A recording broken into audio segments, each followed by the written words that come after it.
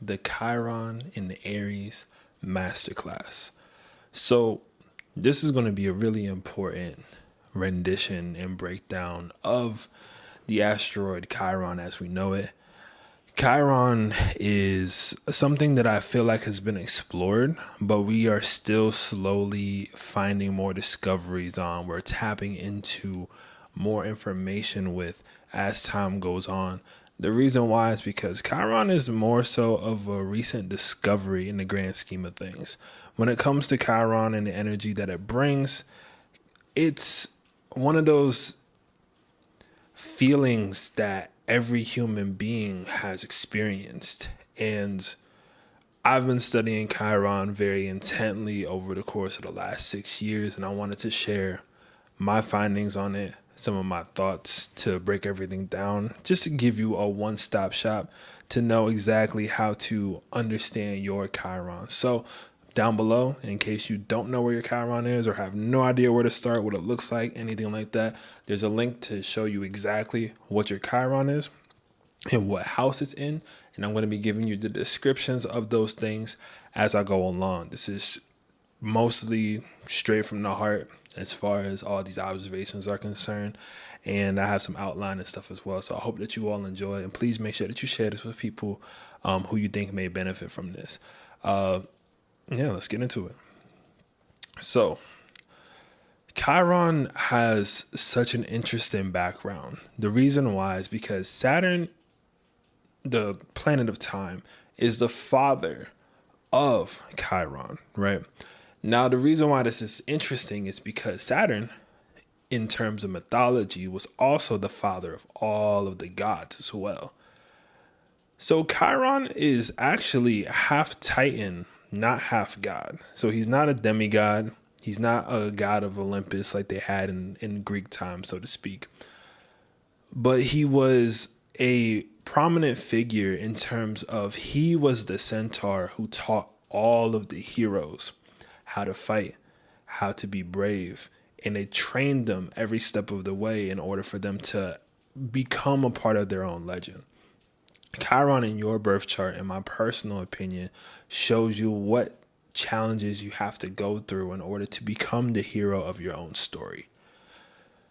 Now, in terms of Chiron's origin, being the son of Saturn, a lot of gods in mythology and etc., they were very, very up to no good in terms of how they would go about their romantic partnerships. You can literally read anything Greek in terms of that. And I'm using the Greek astrology correlation specifically because Chiron is technically in the Greek mythos of everything. But Chiron ended up being the son of a sea nymph, which is closer to what we would consider a siren or a mermaid, and the Titan Kronos, who had historically swallowed up all the children that he had to try to keep them from taking over the Titan's reign. So this is afterward. And Chiron ended up being born as half man, half horse because Saturn came down to pursue that siren in the form of a horse. And this is something that has been historically, unfortunately, happening as far as like all these mythos are concerned. But when she ended up having a child, thinking it was a person because the sirens were technically humanoid in form, they ended up having a half person, half horse. And his mother was disgusted by the concept, threw the baby away, and ran off to do whatever else. So Chiron, one of the first instances of the pain body and why it's the wounded healer, is that emotionally he was thrown away the minute that he came out. Thankfully, along the time frame, Apollo, the god of light, music, medicine, and more, ended up coming across Chiron, ended up picking him up and taking him under his wing. So there's a lot of story where Chiron was the wisest of the centaurs. In technicality, he's not a regular centaur. The centaurs of old that they were speaking on were very animalistic in terms of how they went about the things. These people were absolute savages as far as how they went across this. But Chiron, as he came into his own and as he came into power later on, became the king of all of the centaurs, helping them actually embrace the animal nature of themselves and the higher mind philosophy of the human nature. And there's a lot of quotes between people tapping into the cerebral portion of this as well as digging into their animalistic nature. Chiron was the master of prophecy amongst the centaurs. He trained all the heroes, and he had a gift of astrology as well, which is something that a lot of people don't know. And so heroes sought far and limb to make sure that Chiron could learn from them, including Jason of the Argonauts, Achilles, who was the legend until he got hit in the heel, and Hercules, who's Hercules. Like, you should know who that is. But what happened was, when it comes to Chiron's story, the wounded healer part is that Hercules, in one of his labors, ended up accidentally striking Chiron with a poisoned arrow, which, although Chiron was immortal due to his background and being one of the sons of Saturn, or the sons of Cronus, right? He was in an immense pain. And he was still teaching people how to heal. He was still teaching people how to become the best versions of themselves, to collectively catch on to the consciousness that we're all underneath, that we're all experiencing at the same time. And so Chiron ended up eventually feeling so much of the pain that he was like, look, I can't do this anymore, right? So he ended up getting talked to by Zeus, and Chiron talked to him saying, hey, listen, I will give up my reign. I will go ahead. Just my only consolation is make me a constellation. So Chiron was like, yo, put me in the sky, put me in the stars, make sure that like my name is known and immortalized. And I have one other request. And so previously, in the early days of mankind, Zeus didn't like when mankind had fire, right? This is very important. Zeus never liked when mankind had fire, because even historically, there was a lot of gods of old that when human beings started to do of themselves, they stopped putting the complete praise into whatever that deity was. So Zeus hated when they had fire because they didn't have to sing the blessings per se, just in order for them to eat.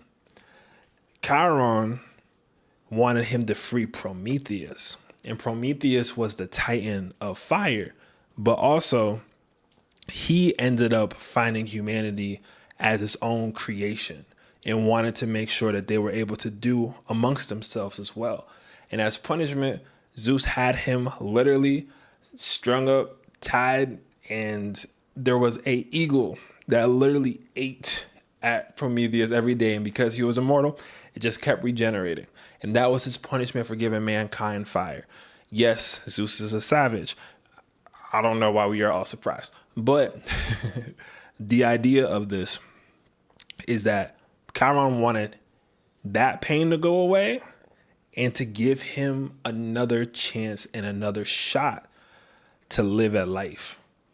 And so Zeus agreed, which Zeus barely ever did, which shows even more to the legend of how Chiron was and how respected he was in terms of what he was able to bring to the table. And he was able to be put in the stars. And so when you look up at night and you see the constellation of Sagittarius, that is Chiron. As a matter of fact, that's the reason why Sagittarius is the sign that it is. It's about embracing the higher portions of the mind while also integrating the shadow or the darker portions of this. Why is this all important? Well, the asteroid Chiron that we're talking about was discovered in 1977. I wrote in an article on my newsletter, Under the Stars We Wander, about this more if you want to get a couple more of the details, but I do want to at least break this down briefly just before we get into the astrology of it all.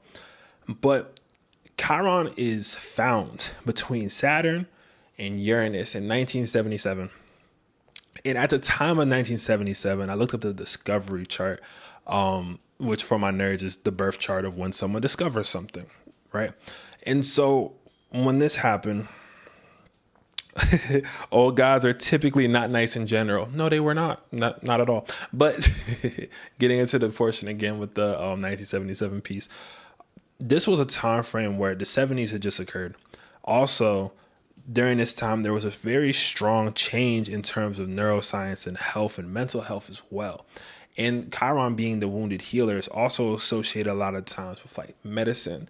With that being said, there's this specific portion of Chiron's legacy that is tied to understanding the mind, understanding the consciousness, finding out what works for you, and also how can you overcome your own psychology to get out of your own way and keep things going. Why was he so good at training heroes? Because he found every hero's weak point and he would push them in their weak points. Before long, it became their strengths, or it became something that they were aware of. And at times they didn't listen to that story, or they didn't recognize that wound, is when Achilles got hit in the heel, which was the only part that ever had any form of vulnerability in the perfect warrior that existed at the time. So the reason why, and I would heed Achilles' story in this process as well, because he had one wound that Chiron pointed out and he couldn't recognize it.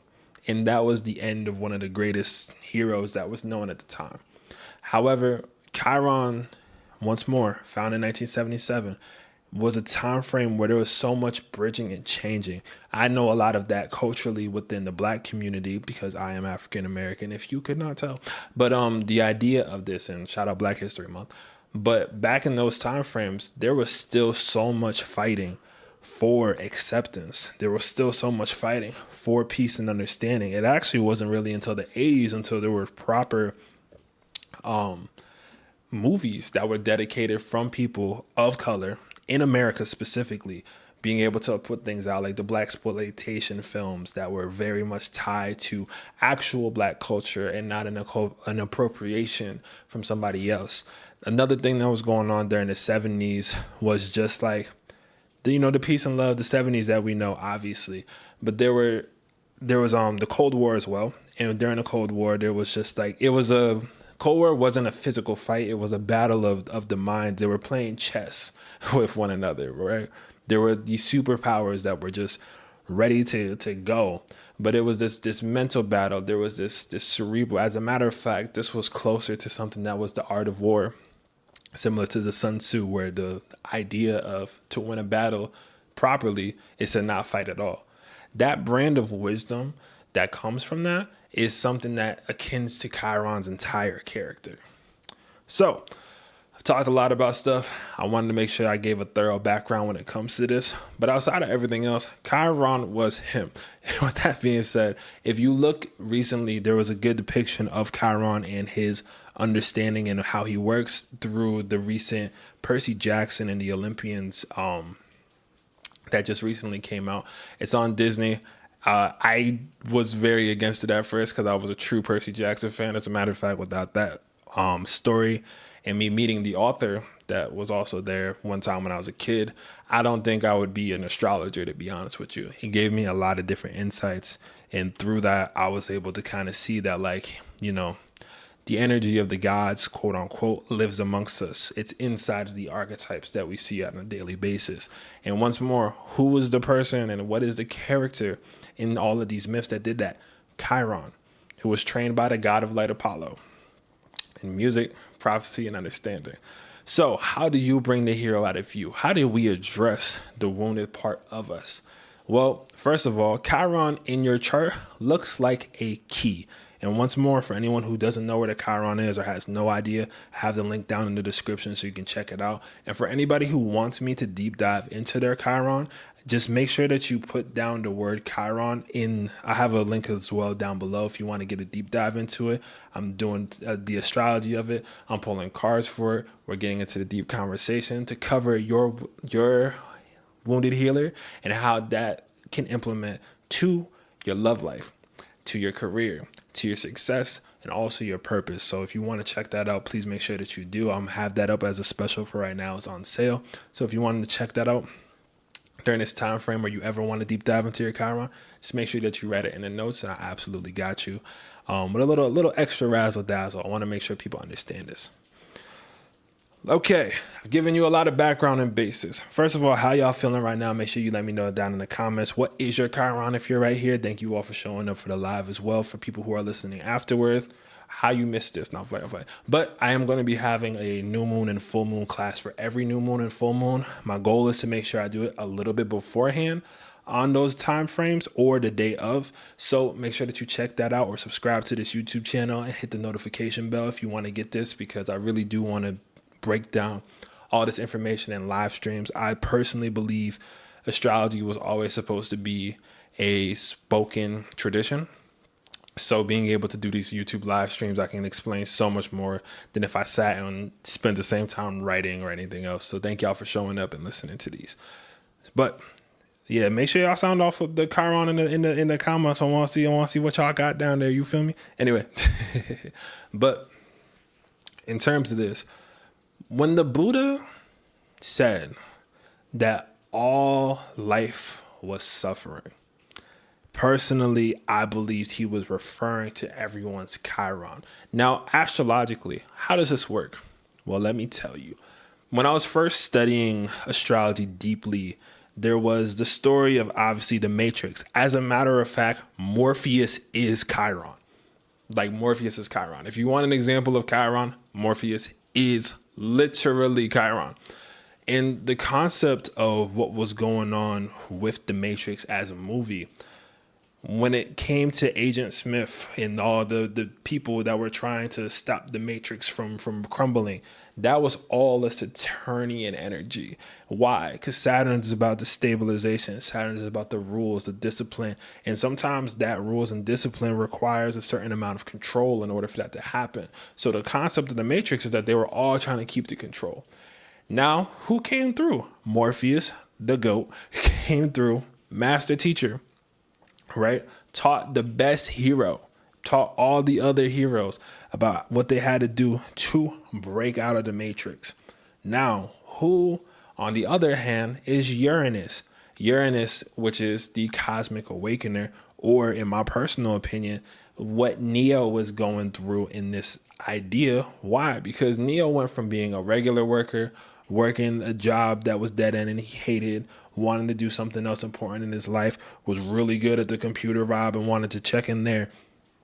Next thing you know, he gets pulled out, sent on a completely different mission and idea than he ever would have anticipated in his entire life, and ended up becoming the hero and saving the day and becoming, this was the concept of this. Now, once more, Saturn is the agent. Saturn was an agent that was like, yo, screw you, we're taking you down. And they kept appearing because that's the kind of force that Saturn was able to have. It was able to cover all the bases and always be there. Why? And it was always on time because Saturn played in the time. The agents, they always knew what was going on. They always saw what was going on. Now, the Uranus portion, when it comes again to this, is Neo. And you remember the one most epic portion, and yes, I said epic. Yeah, I don't care. It's 2024. I'm gonna say epic forever. Screw y'all. Anyway, no fun. But in terms of the idea of like the actual epic portion, the epic nature of this is that Neo literally dodged the bullets like almost in time. And he ended up becoming stronger and closer and more of himself and more of his power he kept stepping into. He kept understanding that the rules only mattered as much as he was able to move what he thought into form. And I know that's mad deep, but who's the bridge? Chiron, aka Morpheus in this situation.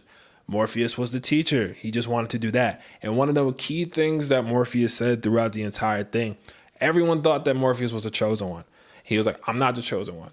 He's like, but it's my mission to find the chosen one who's going to bridge all of these worlds together and save all of us. So if you rewatch that movie in this same type of vein, you're going to really understand what all of these archetypes look like in real time. And I wanted to just give you something that I could point out easily that'll help you do this. I see y'all drop the Chirons down below. Let's see what you got. So we got happy to be here. Happy to be in the presence of another Percy Jackson fan. You already know, say less. Chiron and Scorpio in the 4th house. Man, no play. Everyone's Chiron is their pain point. So to be honest, that's just how it goes. But we have Chiron and Scorpio. We have Chiron and Aries. You having your Chiron in return. I'm going to talk about Chiron and Aries right after this, actually. Chiron is in Gemini. We have Chiron and Taurus in the 1st house. You made it to the live stream. Thank you so much. Chiron and Gemini. Okay, so we have a few different Chirons in here, and I want to be able to address this. But the best way for me to do this before anything else, I want to talk about Chiron in Aries. Because Chiron and Aries is happening right now. As a matter of fact, Chiron and Aries is on the North Node, which is part of the reason why I felt so called to come up here and give Chiron his due diligence. And it's not accepted by everyone who does astrology because it's a relatively new thing. But I believe that we have enough instances and nuance now. And I would even go as far as to say the knowledge. When TikTok first arose and there was a lot of people being able to drop knowledge from all types of things and all types of cultures and explain things that were deeper and more like, oh, nuanced. They're like, oh, what's going on here? I think that was a very Chiron giving. Why? Because these people are learning how to heal through telling their truth. So Chiron and Aries is happening right now on the North Node, as I'm explaining this to give you context. Everyone has been pretty stressed out. I think there's been a really strong stress in the collective since Pluto has gone into Aquarius. Why am I even bringing this up? Because Chiron is the bridge between that Capricorn and Aquarius vibration in a sense, because it's the in-between of Saturn and Uranus. So right now we're all going through this Chironic kind of phase with Chiron and Aries, which is doing what? Making every single person understand the pain points of their story. Or better yet, having to stick up for themselves and who they are. The reason why there's been such a oomph in the collective is because people are really finding out who they are, what they enjoy, what they're discovering, and how long has it taken them for them to accept these portions of themselves based off of the opinions of everybody else. I've been seeing it a lot with my clients. I have some people who are clients who are already in their Chiron return or past their Chiron return, which happens at 50 years old, by the way. So Chiron as well, when people are like, hey, you just went over the hill, they're literally talking about their Chiron return. In which what happens during someone's Chiron return when they turn 50 years old, you know those people where like they're like in their like mid 40s or like a little bit afterward, and they might be a little sour or they're mad at the world or there's something else that's going on. You know those people that they're just getting into that age and stage. But then at 50 years old, this is typically when a lot of people historically become grandparents, so to speak, right? 50 years old is like grandparents, or maybe you become like an older thing. And then that new kid comes along and all of the attitude and everything else that person used to have, they're suddenly like, oh my God, like, let me just work on this and heal this and try to do this. And I want to be there for that kid. A lot of that Chiron return energy is what brings that about. And so that kid may grow up having no notion of maybe how someone used to be, because that opens up a part of healing in people during that time frame. Now, granted, some people never heal. Straight up, be honest with you. Some people never heal. Some people never choose to heal. I love the concept of all spirituality and metaphysics and holistic and everything else like that to help with that. But astrology is my niche. That's my thing. I know how to dance with this like in a way that not a lot of other people can. So I want to be able to address these things that are important through what I know. Chiron and Aries, once more. Did you just hear what I just said? I want that what I just said was Chiron and Aries in motion, right? It's happening on my rising sign right now, as a matter of fact. So like I'm literally just telling you straight up what's going on. And so the idea behind this though is like, what are you doing in your world right now that hurts to do because you know that's your truth? That's Chiron and Aries. So if you have Chiron and Aries and you're in here right now, y'all are being activated. Y'all are being activated by the concept of having to accept your fire and having to find that your fire sometimes can burn. However, it's also the in-between portion to keep you ready, available, and ready to move forward when it comes to things. And that's what we're feeling as an entire collective, right? People's identities are starting to mold, or they're healing portions of their identities where they might have been like, yo, I wasn't comfortable. I'll use myself because it's easy, but it's like, I wasn't comfortable calling myself an astrologer for years.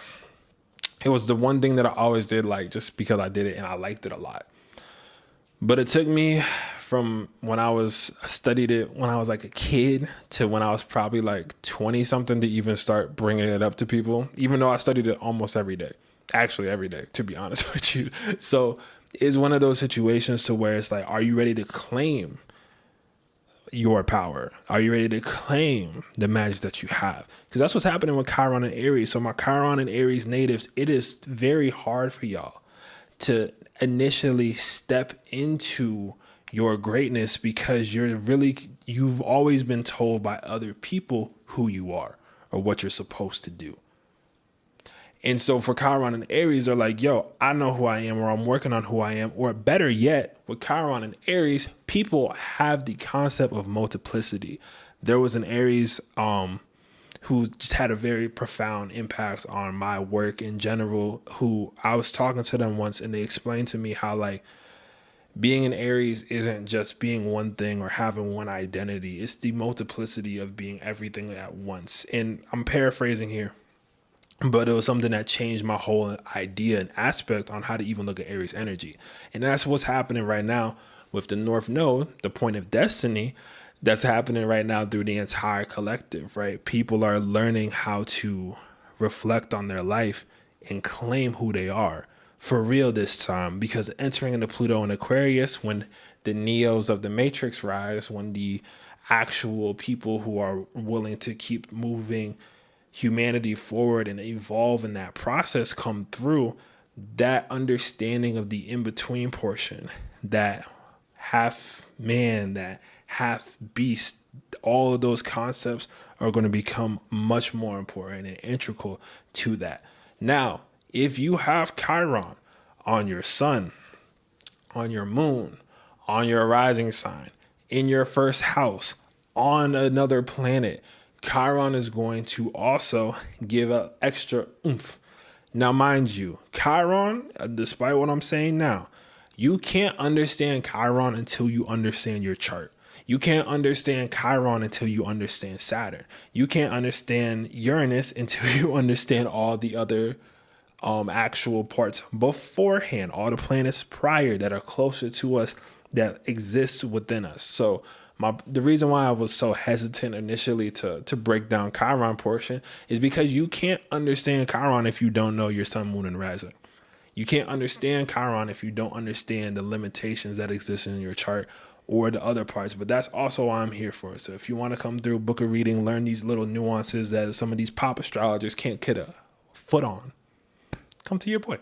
Anyway, but beside the point, and I always got to throw in my little bit of fire sign razzle dazzle. That's really cool. Let me double check back. Am I here again? I think I'm here again. Oh, nope. Am I here? I'm confused. Let me double check back. Oh, I'm here. Hey. All right, cool. I'm going to keep it rolling. Thank y'all for your patience. That's mad funny. You can't make this up. So the power went out. For anyone who's checking this now, like literally just everything said, pew. Come on, let me cook. Let me cook. Anyway, appreciate y'all for pulling through. So I have a question for y'all real quick.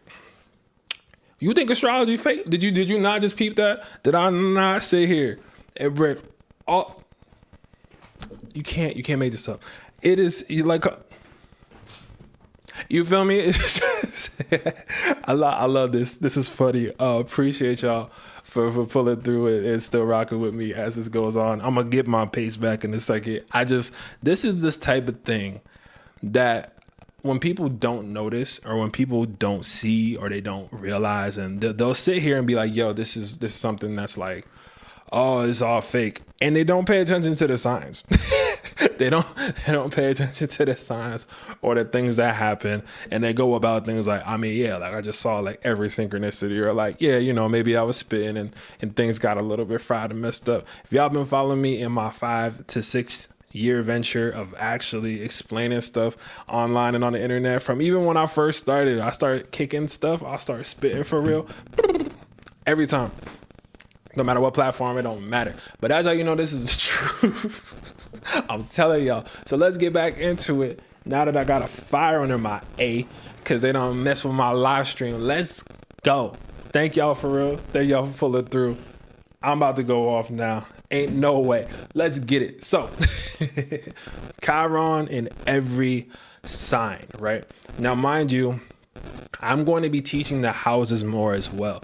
And my main contingency and understanding of even the houses and how all these things work, you have to keep in mind that the houses are set up in the same way as the order of the zodiac signs. As soon as you have that down and you understand that every sign, the first house is the house of that first sign. So for people that are learning, the way I like to explain it is I'm like, oh, the first house is the house of Aries. So I just want y'all to kind of start looking at it that way. So as I'm explaining through the signs, keep in mind the house portion and how that might relate to you if you have it there, and vice versa, because there's going to be bits and pieces of every part of that in that process. Thank y'all for rocking through with me as the power just goes out, but can't stop, won't stop. This is my job. So if anybody don't know if this is the truth and you ain't ever get your birth chart done, I do make sure that those are recorded so you can get those. So pull through for the guy. It's gonna be a beautiful time. So let's break it down. First things first, we have Chiron in Aries. I explained Chiron in Aries already briefly, but to kind of reiterate, when Chiron's in Aries, the sacred wound that you have is built off your identity and your sense of identity. The caveat of having Chiron in Aries is that you have a huge personality. There is so much personality, nuance, individual ideas that you have that innately like live in you. The problem is when you are younger, and Chiron shows up so often when we're younger for the first time, because that's something we work on our entire lifetimes. So anytime I talk about the Chiron, just know this is a consistent effort. You know what I mean? As consistent as Saturn is with the time in the day is as consistent as this healing goes, but that's when you tap into your power. So Chiron and Aries, earlier on in your life and existence, people have typically been like, yo, you can't do this. Or, oh, someone else is better at that. And what's happening is when you have Chiron and Aries, people are poking at this wound, being like, oh, you're not enough. Oh, you're not cool enough. Oh, you're just you. Dismissively. And the idea is, no, you are everything that you are. So Chiron and Aries, one of the main things that they need to also work on in general is not just falling into the trap of the other side, being, oh my God, everybody, like I just need like people to notice what I'm doing. Chiron and Aries strength comes from internally what goes out, right? For example, in the Chiron and Aries sense, you choosing to be your best self every day is the way that you heal that wound. And be your best self every day means whatever that best self is. So maybe that day you don't get out of bed and do too much because you need the rest. Chiron and Aries is about accepting that you might need the rest. The ego of that Chiron and Aries is going to be like, no, I have to continuously beat myself into the floor, helping everyone else out. And the actual healing portion is, yo, I chose what I chose, and I know that was the right thing because I followed my instincts. So if you have Chiron and Aries, your gift is to reimagine the fire in others by being yourself to the fullest. So if a Chiron and Aries pops up on stage and does their dance, you have no idea how many people are being inspired by that. Now, similarly, when you have Chiron in that first house, Chiron actually becomes part of your identity. So you might have literally been someone who has had to deal with either a wound when it has come to something mental health related. In general, like this goes to everybody. Everyone deals with their own issues with this. So I don't want to get like clinical, but I do want to explain this is something that might be in that regard where you're like, oh, this was something that was, I went through, other people didn't go through. Chiron and Aries, your unique experience in that first house portion is what really gets to guide you forward. So if you have Chiron in that first house section or in that Aries section, you're a healer by nature, but you can't heal people until you recognize the wounds within yourself. So I hope that gives y'all a little bit of context for those who are watching, right? Lit. Now, Chiron and Taurus. Chiron and Taurus, this is one of those Chiron signs where the sacred wound that you have is surrounding resources, right? So a lot of people with Chiron and Taurus, they come up with one of two ways, right? They either come up rich or they're very well off, which is usually the less likely part, but they come up rich and they're like, oh man, I never have to worry about anything. But let's say that they're the rich kid and they go to the public school. So they see people that are dealing with things on a day-to-day basis and they're like, oh my God, how can I help? I feel guilty for the amount that I have versus all the other people around me, right? Now, granted, does that mean that you should feel guilty for? No, but what can you do instead, Chiron and Taurus? You can advocate. You can help bring other information and other parts to things in that process. Now, Chiron and Taurus can also usually plays out to be very fair with a lot of people who genuinely, I'm going to be so honest, grew up broke or impoverished or poor in that sense, or maybe not even like they were poor. They could have been middle class, but let's say the parents they grew up around or the family they grew up around had a terrible mindset when it came to like wealth, when it came to money, or everyone was always complaining about money, or I don't got this, or we don't got food, or we don't got, like, those are the kind of things that happen with Chiron and Taurus, and that's the wound. The wound's around resource. So what does Chiron and Taurus do when they start to heal? These are the people that give back at the food shelters. These are the people who end up donating clothes for the food drive. Chiron and Taurus, if you're able to just allocate resources to people or be a resource for other people, you are actively healing that sacred wound.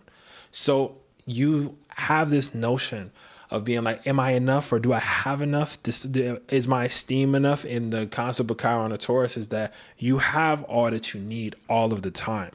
But the wound is, but they have this, but they have that. Chiron and Taurus, your main portion to heal and the idea to help others is to recognize that you are the resource. Hope that helps. Now, to add on, if you have Chiron in the second house, in the house of Taurus, right? Quote Chad the Maverick. Anybody say it? It's lit. No, I'm playing. But, well, then again, Chiron in the second house. What did I just do right there? You see that? Chiron in the second house is like, yo, this is my stuff, right? These are my resources. This is my self-esteem. So with Chiron in the second house, you're dealing with the idea of like self-esteem. And there's going to be time frames, Chiron, for people in the Chiron in the second, where it's like, yo, people might doubt your ability to bring something to the table. So Chiron and Taurus, or second house and Taurus, to be honest, is one of those things where like you might be like, oh man, like I just don't have as much as everyone. But once more, same thing as I said with Taurus, you are the resource of whatever's going on in that sign as well. So pay attention to both the sign, pay attention to the little parts I'm doing about the houses as well. I would love to do a deeper houses deep dive, because I know a lot of people struggle with that and a lot of people suck at explaining it. So I'm going to do that to make sure that y'all are good. And that right there is a Chiron in the second house, Chiron and Taurus kind of thing as well. So I hope that y'all are seeing what I'm picking down, right? Anyway, let's get on over to the next one. And I'm going to just break down each Chiron in this format, so to speak. And if you all want the mini readings, I'm doing the mini readings for the new moon and full moon classes, but make sure that you end up pulling through for a reading. I'm going to do something specifically on Chiron later on, but I just want to make sure I get the real info out to y'all first. Okay. Speaking of real info out first, Chiron and Gemini. What is your sacred wound, Chiron and Gemini? Chiron and Gemini's sacred wound, sacred wound, right, is that you were probably literally just told to shut up. I think a lot of people with Chiron and Gemini had a very quote unquote silent kind of upbringing, or when they were someone to bring something to the table, they were ridiculed, right? So this is like the kid who's first trying to come up and do sports, and he's like, oh my God, I love my sister's easy bake oven. And then everybody on the team starts making fun of them for saying something that they're just like, oh, this is something I'm interested in. This is something that's a thought of mine. So Chiron and Gemini, a lot of times the energy that you have and the wound that you have is surrounding effective communication. Because you'll say something, Chiron and Gemini, and people might think you playing, and you'll be like super serious at that moment. And then there's something that you're like completely playing about, and they'll take that as the most serious thing that goes on. And you're like, yo, like I was just joking. I was trying to be playful. And they're like, no, ain't nothing to play around with. So Chiron and Gemini, your wound is that communication portion. So how do you heal it? You have to keep talking beyond that. As a matter of fact, and I obviously recommend therapy to anybody who needs it, period. But the idea of you need to just talk to someone to have that those ideas out. And sometimes Chiron and Gemini, you just might have a whim, but you need to explain it to somebody else or have an outlet to have those conversations with. And with that being said, the bravery Gemini of Chiron and Gemini is when you start speaking your truth, other people around you get inspired.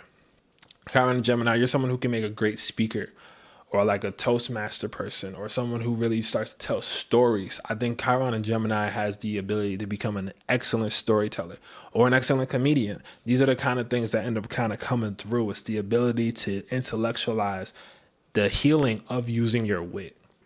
So I hope that helps you out, Gemini, with the Chiron placement there, or Chiron and Gemini. Sorry, I keep saying that again and again, but I want to make sure I'm effectively communicating. Nah, but for real, that's a portion of that. Now, if you have Chiron in the third house, you're someone who's always going to be talking about a way that you can heal. Or you might be the person who's like, yo, like, I saw this thing. Maybe this might help you out. Yo, I saw this thing. Maybe here's the vibe over here. Or maybe this is the thing over here that might help the blah, blah, blah. Like, right? So, and mind you, you heard the blah, blah, blah. Because, like, Chiron and Gemini, or Chiron in the third and Gemini, to be fair, has, like, this Snapple effect where they're like they're picking up on so many things at one time. And so other people might be like, hey, yo, stop all that talking. Now, granted, if you have this placement, you might be someone to really bring in those conversations and situations into the place. Like you at the Thanksgiving dinner, and you might be the person who does bring up the politics because you have a point to make about how everybody else is talking about stuff. So keep that in mind, Chiron, in the third house. Your voice is important because you're supposed to say something to make the change and to make the difference in that. Now, mind you, I'm explaining these things in a very interchangeable way because I want you to see the energetics of it, and you'll understand the specifics as you learn more of your astrology, or you already get what I'm getting at as I explain it. So shout out to y'all. It seems like y'all been around here for a minute. Anyway, let me move on forward and let me get into Chiron in Cancer, right?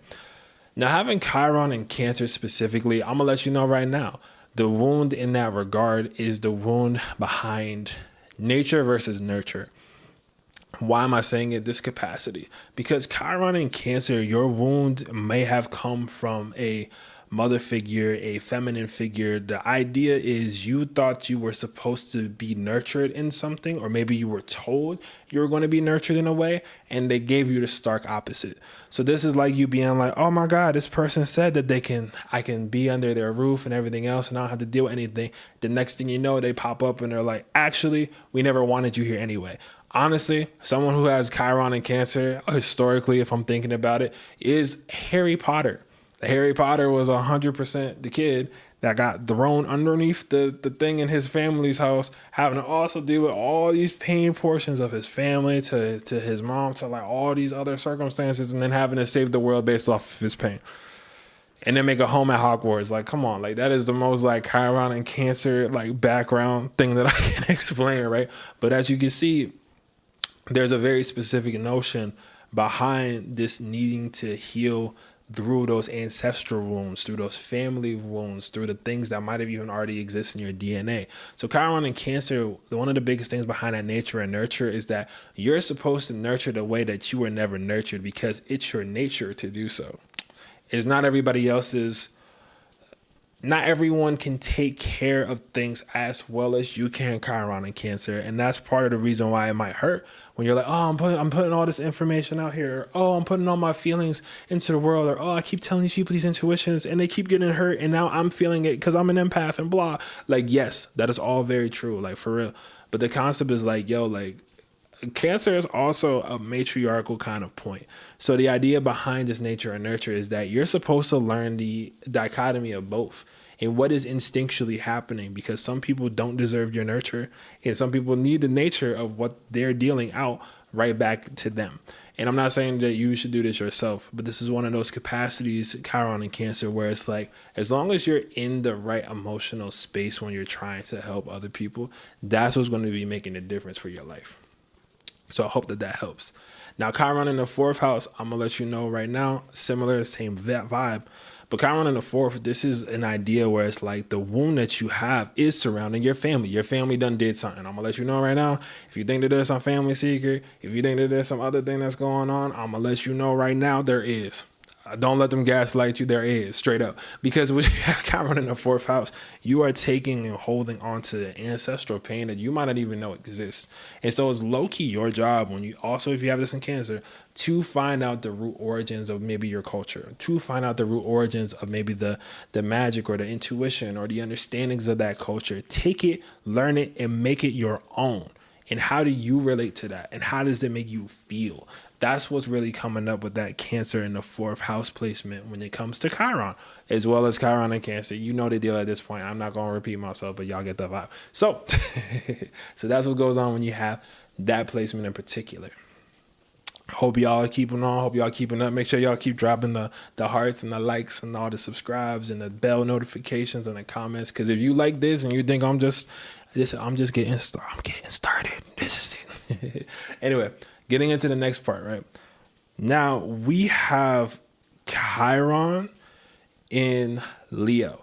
If you have Chiron and Leo, I'm going to let you know right now, you were the kid that was supposed to be the star of the show. I'm going to let you know. You were the first kid that had an inkling like, I'm going to be something. You were like, yo, I'm going to be an astronaut. And then they look at your parents and they're like, you're short. You're only 5 feet tall. You'll never be an astronaut, right? The way I'm thinking about it is genuinely that one song. It's like the Never Shot Never. I knew a man that's 6 feet tall. He stood just like a giant in the world that was defiant of his height. I said, why? No, but anyway. But the reason why I'm even bringing that up is because, like, it's like you're only as tall as your heart will let you be.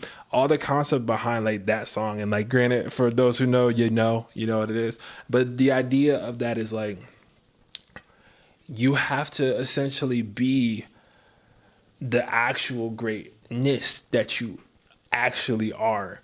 And it doesn't matter if people want to bring you to this as a star of the show. You have that star power innate within you. So a lot of people with Chiron and Leo, these are the people who maybe if they don't recognize this earlier on in life, go on to be older and they're like, oh man, I wish I could just bring in like this energy, right?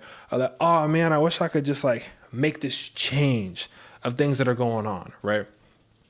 Now, mind you, this is what honestly happens, because with Chiron in Leo, we're entering this stage of, and that's a lot of people, to be honest, those are the people later on that they talk about where they're like, oh, I always wanted to be like in a movie, or I always wanted to do this, but like I didn't get the confidence to. I think Viola Davis might be one off the top of my head, but she was like, oh, I didn't get my break until I was like in my like later 40s or 50s and blah, blah, blah, blah. And then they become huge mega stars. That's Chiron and Leo. And as soon as that person becomes a star, no one thinks that you had a full come up story. So Chiron and Leo, I can know that can get annoying, because you can swear up and down to people like, yo, I didn't always have this type of popularity, and no one will believe you because you're living through the heart of the passion and the fire that you have.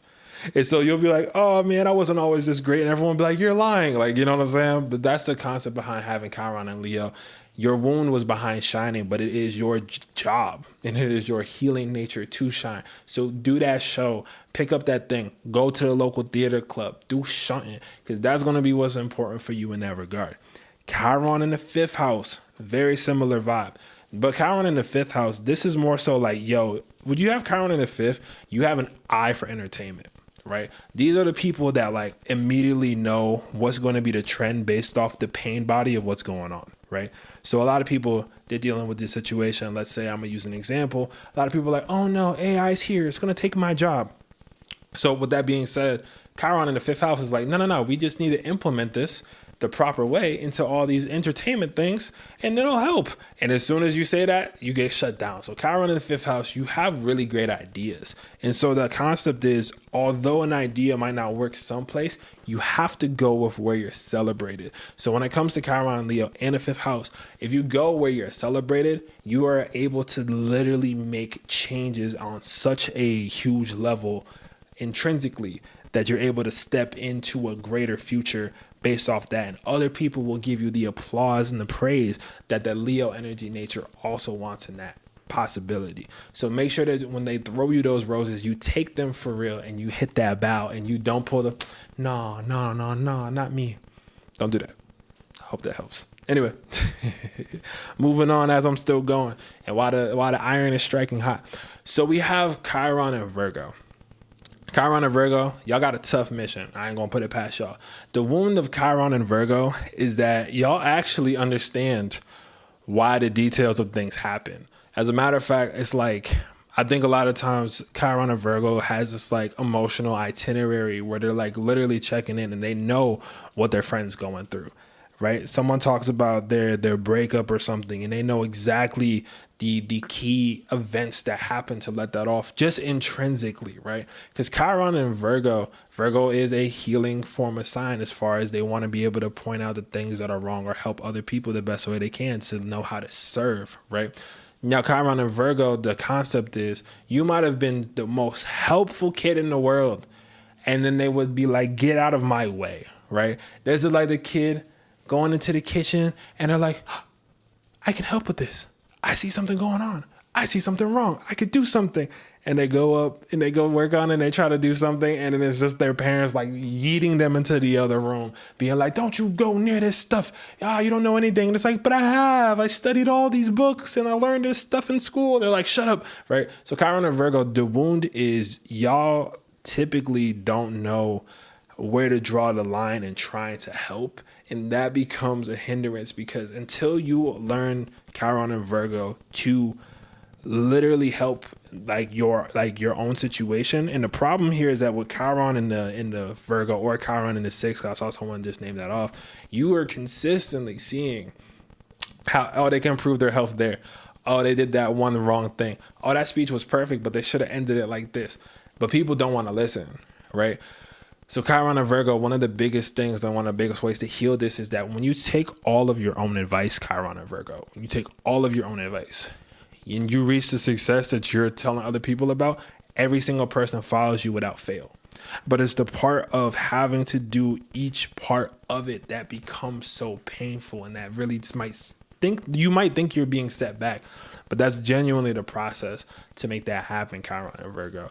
And also Chiron in the sixth house, it is imperative for you to put part of your lifestyle surrounding healing a little bit every day, right? So maybe you're into crystals. Maybe you pray every day. Maybe you do yoga every day. Maybe you exercise every day. But there's something that you need in your ritualistic world that becomes a consistent in order for you to properly start to heal.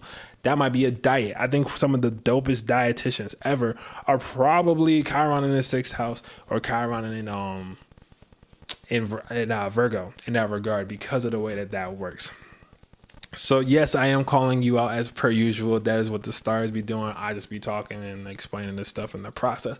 But yeah, that's how that ends up working in that regard in capacity. So I hope that helps y'all out in that too. So now we have Chiron and Libra.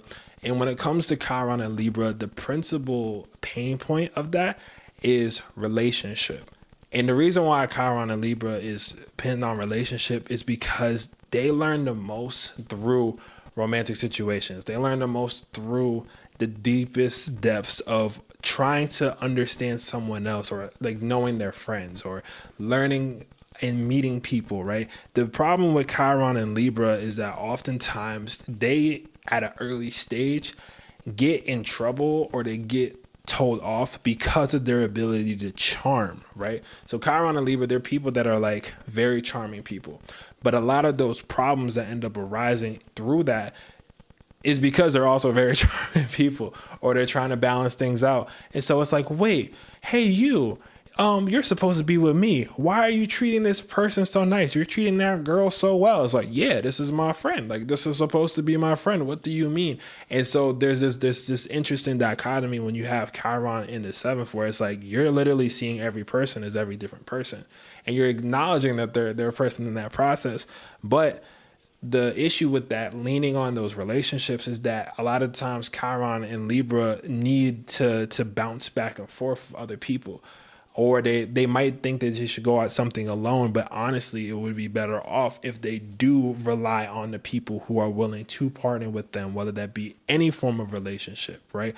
As a matter of fact, it's even good for Chiron and Libra to sometimes have something that they're even like against, so to speak, just so they can have a relationship to it in order to bridge and heal. So with Chiron and Libra, the biggest part to that is relationship. And once you do learn that part, once you do comprehend that, once you do see the nuances of that, these people can make some of the best partners in the world, some of the best friends in the world in that regard. But they do have to go through that pain process of being like, I'm doing all these things right. Why are people mad at me for doing all the stuff people are saying? That's something that happens a lot with Chiron and Libra in that regard. But relationship is your way to start to heal yourself. So keep that in mind as well.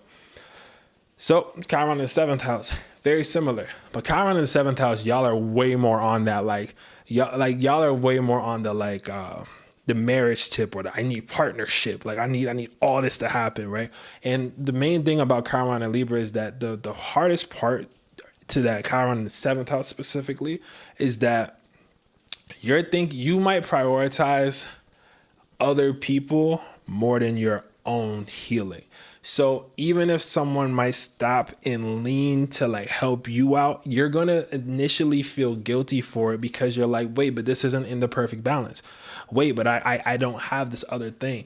And so one of the things with Chiron in the seventh is that you're supposed to learn through partnership the idea of grace. You're supposed to learn through partnership the idea of knowing what love is. And sometimes love isn't for you to stay in the same thing, or love isn't for you to have to do the same things. It's in order for you to evolve over time. But with that being said, if you have Chiron in the seventh for the Chiron and Libra, you give the absolute best relationship advice of all time. Wait, did you say relationship is the way? Yes, it is. With Chiron and Libra, relationship is the way, but in seventh house. But it's not. But here's my caveat before I move on from this.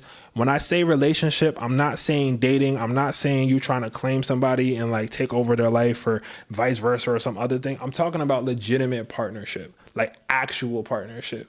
You know what I'm saying? Like a half and half as much as possible situation and ideal is the key to that. And you're not going to find that with everyone. And that's the hard part of that placement. So I hope that gives some context to that. But yeah, no, definitely the part of the relationships for sure.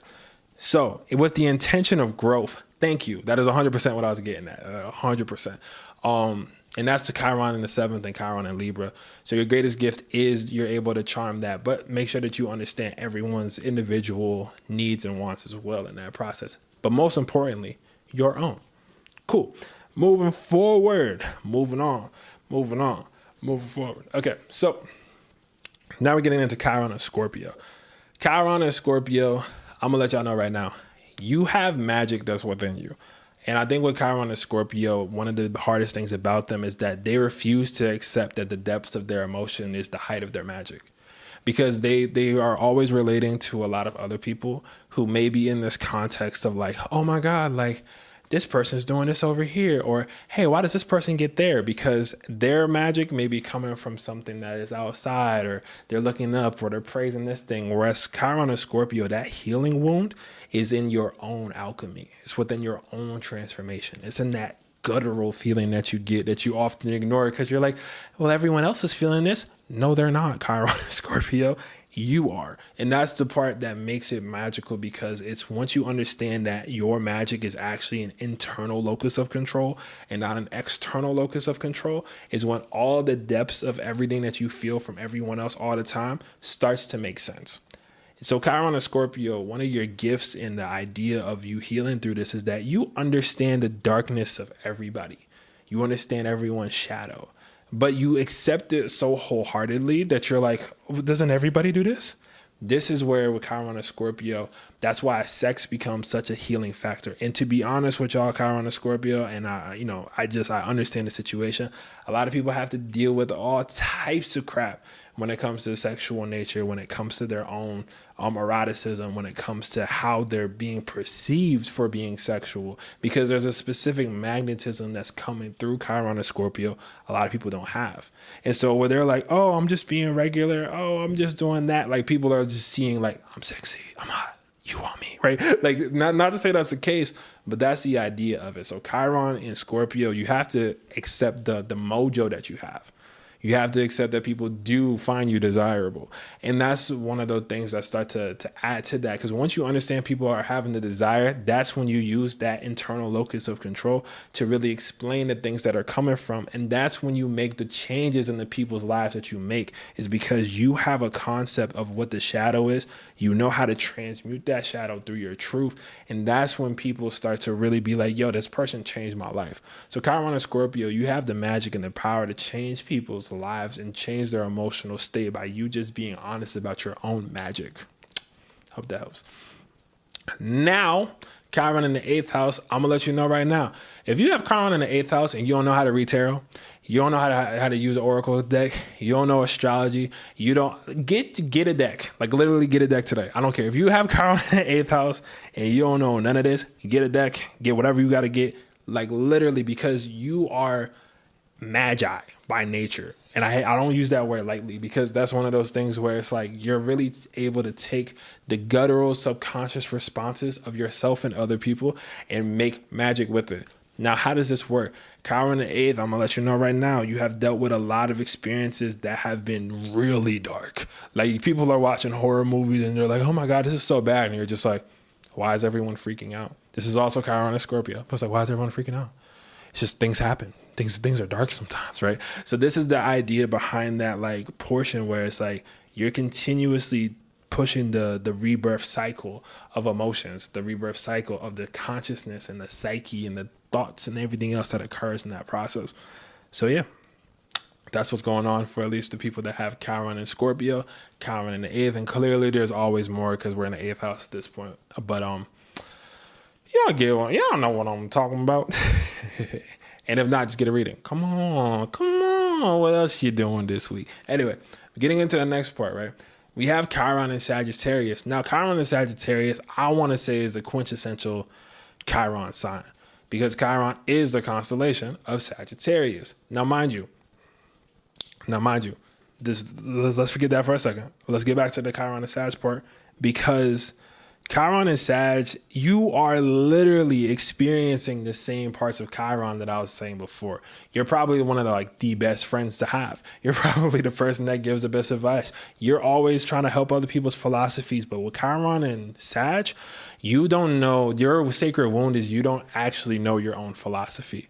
And the reason why you don't know your own philosophy is because you're consistently changing that philosophy. So someone might meet you from before and be like, oh my God, I heard you're on that keto diet. You look so great. And you're like, actually, just kidding. I ended up not doing the keto diet at all. And all I do is do this one thing. And everyone's like, what? And the next time they see you, you might be doing something completely else. And so Chiron and Sag, your wound is like, you're like, well, I'm always changing, or I'm always thinking, or I'm always having to do this, or vice versa. Chiron and Sag, you might not think you're smart enough. So with Chiron and Sag, another thing that could show up is that it's like, yo, like in school, you might have got terrible grades. But in real life, you start doing something, you're able to piece together something. So Chiron and Sag, you could have been like terrible in school. But the minute that you picked up a trade, you were elite, because you were like, oh, this thing makes sense. So with Chiron and Sag, it's really important for you to know the why as to why people are doing things, because that's the healing factor, is understanding why. Because when you're like, oh, well, why does this thing or this part of the motor attached to this part of the car. Once you know why, that's becomes a part of you. And so you start to heal other people. And typically people with Chiron and Sag, they're kinesthetic learners. So they have to do stuff. They have to be hands-on in order for them to understand what's happening. And so that's something that I would recommend. So even with Chiron and Sag, you think you don't learn well, find something to where you can learn in motion, because that's going to be the actual differential behind what's happening there. So Chiron in the 9th house, similar vibe, but Chiron in the 9th house, you might really know the philosophies, right? So Chiron in the 9th house, you're the person that studied all the philosophy. You're the one that studied all those ancient texts and classic works. You're the one that did figure out all these in-betweens. And the wound that happens with y'all, very similar to the 9th, is like, yo, I know all these grand things, but nobody wants to hear it out, right? Or like, oh, I know all these things. Now, mind you, one thing when it comes to Chiron and Sag and Chiron in the 9th, it is actually important for you to travel. Like, you need to travel at some point. You cannot stay in your hometown your whole life. You will literally you will explode. Like, don't even do that. Because the idea with that is like, Chiron in the 9th needs to see the world, because that's how you actually bridge in philosophy. So you have to get that, like, your philosophy is forever evolving, but even more of the world you have to see. And that's really the main portion of that. So Chiron, don't think your education is one specific thing or you making sure you get this one degree. It's about the education of the whole and how you move that in motion. And you'll be excellent at teaching other people that afterward. That's the other part, is they'll be like, oh yeah, I know all these parts now. And so you make excellent teachers in that vein. Okay, cool. So we got about 3 more of these breakdowns. You feel what I'm saying?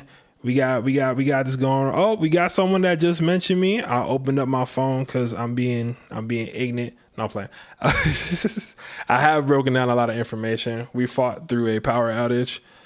Just everything going on. There's a storm outside. You know, we're really doing the part. We're doing what we got to do here. You know. So let me get back into it. Thank you all for staying here and being here, rocking through. Make sure that you do hit the like. Make sure that you do end up getting a reading with the kid. Because if you think I'm going off about this one topic about this, imagine me explaining your entire chart. This is literally one part, just to give you some context. Anyway, back to it. So Chiron in Capricorn.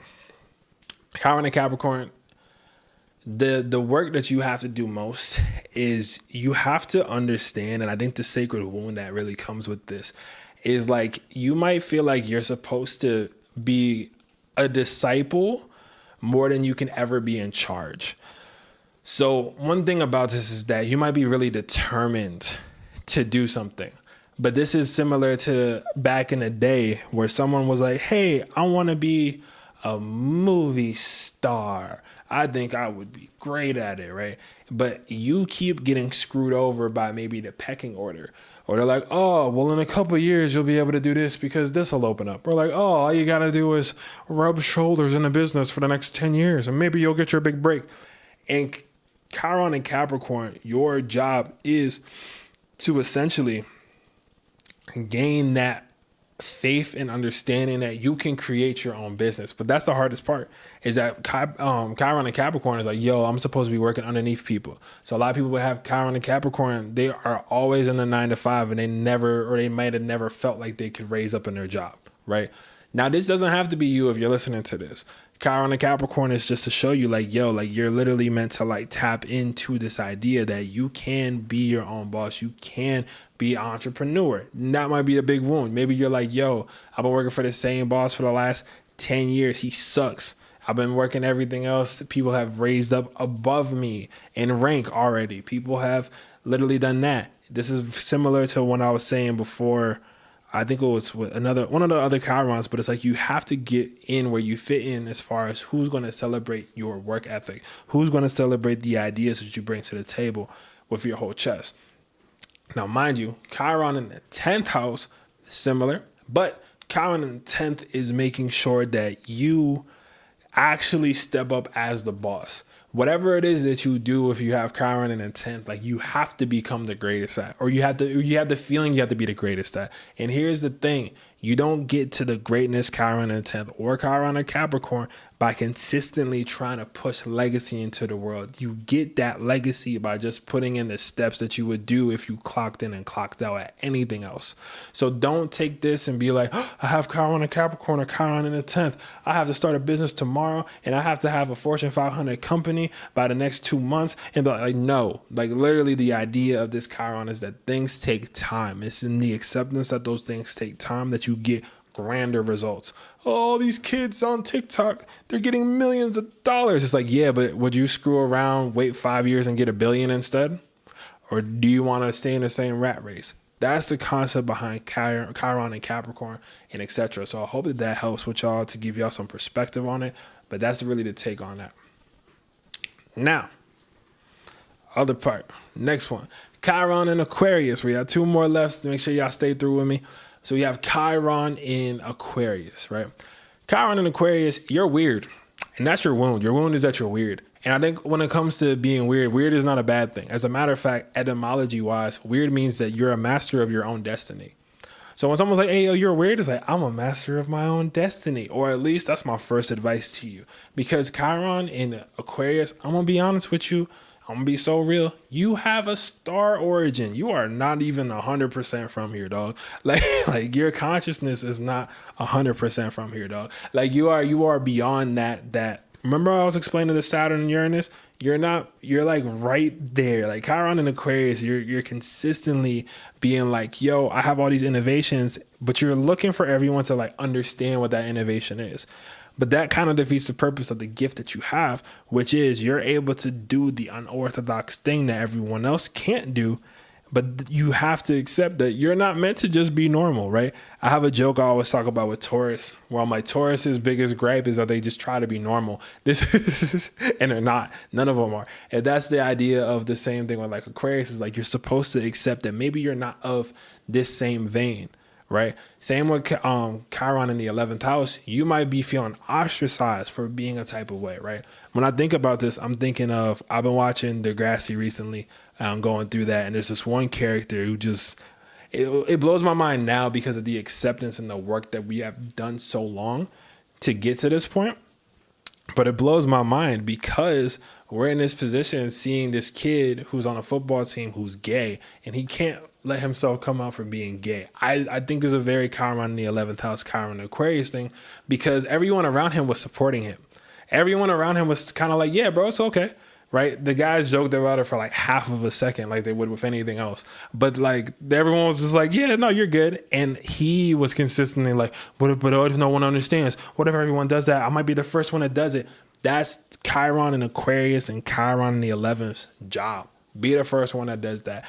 If you're the kid who lives in this one culture, but maybe you really like another culture and you relate to that vibe, you know, and you respect the culture at hand that you're rocking with, they might openly embrace you, right? If you have Chiron in Aquarius, Chiron in the 11th house, you might not be accepted by like, let's say you black. Black people might not intrinsically accept you, but you might go on over to Japan and you're living your best life in Japan, right? So when it comes to Chiron and Aquarius, you gotta like know what's changing, what's moving on, and with Chiron in the 11th house, similar, same kind of thing. It's true as Tauruses are weird. You made me spit out my drink. More power to you. But yeah, that is something that I wanted to explain real quick. Now, no. We're getting to Chiron and Pisces. Now, Chiron and Pisces, your wound that you have, Chiron and Pisces, is that you know how much the world is in pain. And I hate to say it like that, but there's no other way for me to break it down too easily. Chiron and Pisces, there's so many times that like you gotta actually be careful watching the news if you have Chiron and Pisces. The reason why is because you might be picking up on energies and vibes and like you don't need to be on social media like that or like things. The Chiron and Pisces is so spiritually sensitive, and it's a good thing to be sensitive because their sensitivity, as I am over enunciating, but their sensitivity has a lot to do with them being so attached to this universal world. They're very attached to the emotional world outside the spectrum of what we understand. With that being said, Chiron and the Pisces is like the greatest of artists. They're the greatest of teachers. These are the people who just want to paint and they're not worried about the job. These are the people whose their wound might be like, yo, like you need security, you need stability. And they're like, yo, I'm not here to do all that. I'm here to be a part of the universe. I'm here to be a part of God. I'm here to love, laugh, create. That's Chiron and Pisces. So y'all always make great artists. Y'all always make great innovators and leaders in that regard. But the sensitivity portion is so important for you to keep your own space and to understand your own energy and not fall into the empath track of, I can fix everybody, guys, I swear. That's the biggest one. Because you're so attached to this magic of the world out on the outside that you think either like you're supposed to fix everybody or everyone else feels it like you do. They don't. And I still think that's also important with Chiron and Pisces. Now, mind you, Chiron in the 12th house, you are a healer, straight up. If you have Chiron in the 12th house, you are either a healer in terms of holistic, you're a healer in terms of the energetic work you do, you're a healer in terms of working in something that you're healing, or you're helping rehabilitate, which is an important word to say, because Chiron in the 12th house, you are honestly constantly being guided to heal people in means that you have no control over, right? This is like you're going to go pick up some coffee from the shop. You go to pick up coffee from the shop. Someone comes up to you. They're like, oh my God, can I please stand next to you right now and pretend that we're dating? Someone was being weird and they were looking at me and they kept following me over. And if they think I'm with you, they'll leave me alone. And you might be the person to stand there and do that. And you might help fend that off. You might literally help save somebody else's like genuine life just by showing up and being there. And then that's a rough role to play. So don't get it twisted. Like Chiron in the 12th is like you're consistently being almost like by the universe to help heal other people. But that's the wound, because you're like, why do I feel like I'm just being thrown around? Now, mind you, having Chiron in 12th house, the understanding and the healing of this, or the Chiron and Pisces, is that through your understanding of the universe that not everybody else got, is what makes it so special. And the way that you healed through that is by accepting that things are that weird and that you do have those gifts, similar to that Scorpio vein, magic. Right? Chiron in the 4th, Chiron in the 8th, Chiron in the 12th. You all have so much inherent intuitive power, specifically the house, not necessarily the sign, but the house itself. You have that power. So I wanted to keep that in mind and let everybody else know that that's really what's going on with Chiron in the 12th and Pisces and all of that. Like, you are the omega. So you are like, how do we heal things for real? And how can we get this to people right now? And the universe will low key, like I said, just be like, okay, here you go. And put you in a random situation. You're like, how am I now adopted 4 kids over here in Kalamazoo, but now all my other dreams are coming true because I'm helping out these young people find their soul's way? Things be weird sometimes, but that's how that goes in that regard as well. So I have just given you a masterclass on Chiron and Pisces. Do you know how much stuff I just summarized? I hope the people that do understand, hit the like button. I hope the people that do understand, come through and book a reading. Nah, but for real, like, this is Chiron in an hour and some change. I wanted to get something that was concise, real, outline, not scripted. I just wanted to break down a lot of that road. And once more, the Buddha said all life was suffering. This is where your suffering is. This is where the hurt comes from. And every human being that has that hurt exists. The concept of Sonder, where every single person that exists is having as complicated of a life as your own. Also, ironically, one of my favorite music groups. But the concept of this being is that every single person is feeling a thing. You just don't know where it's at. Chiron is knowing where it's at. And once you start to embrace those lessons, once you start to take those as gifts and not obstacles, is when you can actually become the hero of your own story. And you keep training those things and you keep working on those things. And then as long as if Achilles remembers that his heel is a little messed up, he could have went on forever being the best to ever do it. So how do you keep it moving, although you might feel the hurt? How do you keep things going when you don't think that things can get better? How can you really access the part to your healing in the process? Chiron and astrology. Okay, I'm done. Does anyone have any last second questions that's pulling through? If not, that's all good as well. But thank y'all for showing up. Thank y'all for listening to me. This is something that's been really important to my overall understanding and growth when it comes to astrology. I genuinely think Chiron low key is also the way for the divine masculine to heal. I think if anything, if you have like a masculine person or someone who's like a very like man's man in their life, if you start guiding them slowly, low key through their Chiron, they become better men. Straight up, and that's not just men specifically, that's in the divine masculine in general. You feel me? So just something to point out. Right now Chiron is still in Aries. Everyone is finding the depths of themselves and really becoming who they are in a way that's not easy. You know what I mean? Or you're like, oh wait, anyway, besides the point, before I start trailing off, I wanted to make sure that this is there. Thank you for breaking it down for real. Of course, nothing but love, much love. Been dealing with Chiron the past 5 years. Not a fun energy to deal with. It's not. But once you heal through the Chiron portion, you become, like I said, you become the hero. Every hero's journey ends with Chiron. The shamanic journey they talked of when the rite of passage was all a Chironic process. Just to give you a little bit more context. But to keep this as golden and wonderful and beautiful and lovely as it was, I am going to end off this live stream now. Thank you for pulling through. Thank you for checking this out afterward as well. Always make sure that you check out the readings, and I keep you updated on the astrology as well. We just had a little lull in the big changes that were going on, so I wanted to give y'all some context to something else that was important. So thank you. Share this with someone that you may know or love. And yeah, thank you for the love. Thank y'all for pulling through.